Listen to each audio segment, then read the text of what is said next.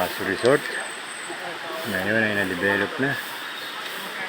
Marami na mga magagandang bagong hagdanan.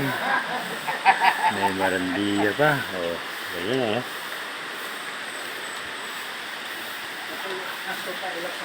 Ito, na-approve at dinevelop ng butihin mayor ng Santiago Agusan del Norte. Ang mga ngayon ang hot spring tub na nagtatampisaw na ang mga tao.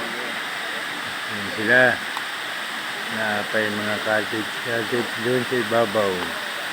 Ayun, kung sinong ganahan, pumunta lang dito sa Agusan del Norte, Santiago para maka-experience sa mga hot spring at magpainit-init ng konti dun sa tub. Yun na mainit. Yun sila. Ayan. Oh. Yun, may mga bata na hindi gano'ng mainit. Ayan. Oh, yung cottage. Yung ka-workers, mga empleyado, trabahante ng mga munisipyo ng Santiago. Ayun sila. Alright.